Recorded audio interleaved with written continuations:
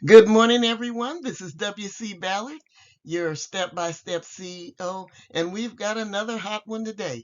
Thanks to all my subscribers and everyone who's listening in. I am grateful for you, and just keep with me, and I'll be bringing these to you every time I get something that comes in hot off the press. Yes, you read it correctly. $1 billion. Melinda French Gates has committed it in grants through 2026 to advance women's power and influence globally. Today we're going to talk about the categories, the eligibility, and what you can do to see if you can get in on some of these grants. So who is Melinda French Gates? Well, she's an American philanthropist and a former multimedia product developer and manager at Microsoft. She co-founded the Bill and Melinda Gates Foundation, which focuses on global health, education, and women's empowerment.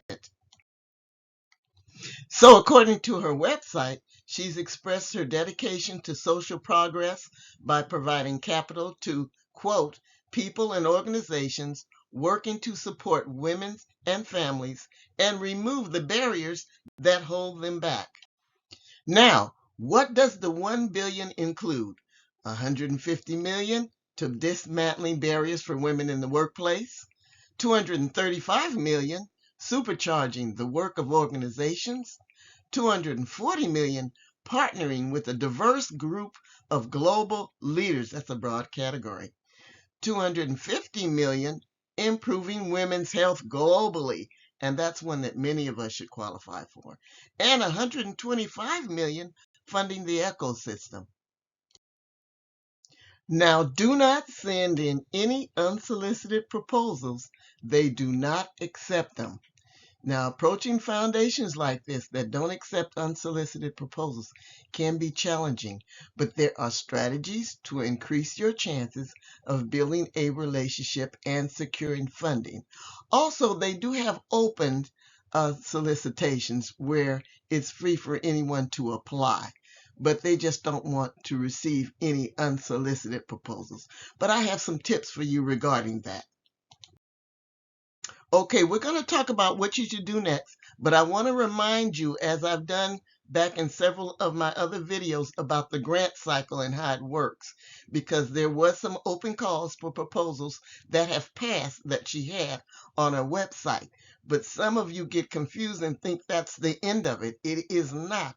There is a cycle that grants go through. As you can see in the chart I have above, first you defined whether you meet the eligibility requirements, you research it, you prepare your proposal, then you apply, then you get the award, then you manage, then it closes out. Well, once it closes out, it comes back again. So they come and they go, and they come and they go. There is a linear life cycle for all grants, and they do not end when you see that a deadline has passed. So let's talk more about what you can do, because I've been here and I've done that. So take my word for this, guys. It does work, what I'm going to teach you. All right, what should you do next? Well, one of the open calls is passed, as I mentioned before. There was the Action for Women's Health that closed on December 3rd, 2024. Here's my recommendation. I've been here, done this. Number one thing you should do is subscribe to their newsletter and complete the survey so you can receive the latest on all open calls, introduce your company, and be notified of any future funding opportunities. So here's my subscription. I received it from her website, Pivotal Ventures. It says, welcome. Thank you for signing up to receive updates from Pivotal Ventures and our founder, Melinda French Gates. We look forward to sharing more about our work and the work of our partners to expand opportunity and equality. And it says, help us learn more about why you're interested in Pivotal Ventures.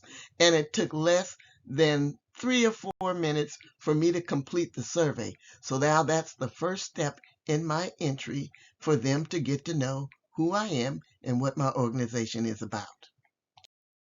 Number 2, research the foundation. Go on that website, look at all the past grant recipients and mission to ensure alignment with your project. You want to make sure that there's something in the categories that your company or your organization qualifies for, so you aren't wasting your time. But there are a lot of broad categories on there. Look for any indirect ways that you can engage with the organizations by that newsletter tip number one, remember. So when they come up with networking events or anything that happens, you can begin a dialogue with them so you bring attention to your organization. Number three, work on building a relationship. Leverage existing connections. What does that mean? If you know someone that's connected to the foundation, board member, past grantee, any connection, ask for an introduction. It doesn't hurt.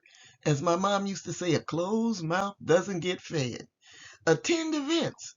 Foundations often host or participate conferences, webinars, or public forums where you can meet key decision makers. Remember, you are trying to bring attention to your organization. You need to be ready.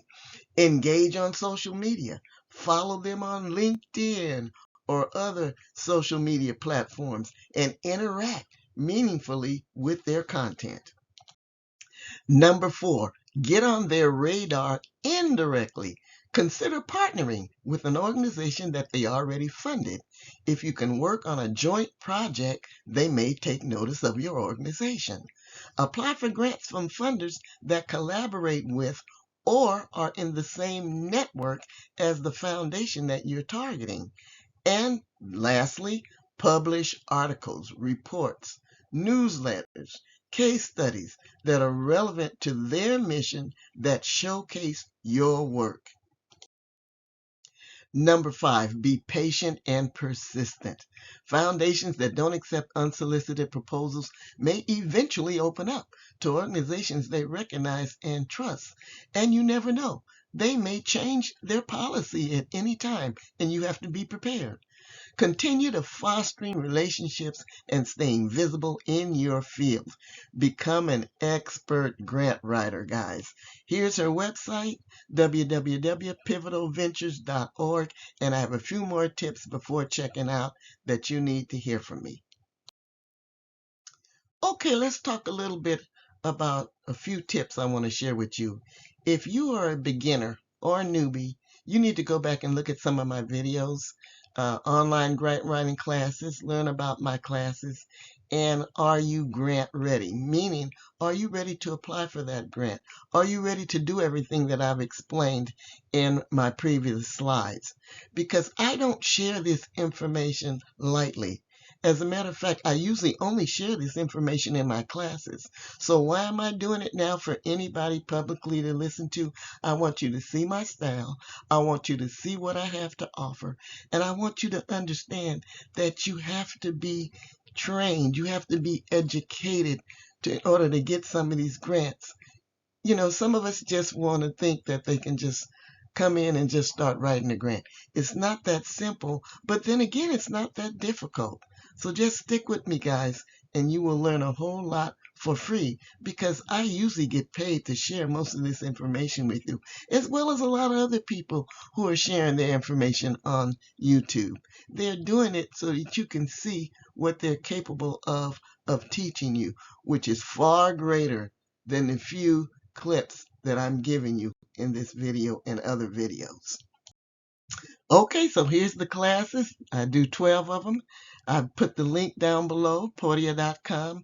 Go check out my classes. And if you feel that you've gotten value from what I've offered here today and from what I've shared with you today, I want you to at least subscribe and hit the like button for me, because it'll be well appreciated. And if you don't like an 8 to 5, guys, grant writing is a great freelance profession. So you got to get your head out of the sand and get going and start making that money. This is W.C. Ballard, your step-by-step CEO. Check it out.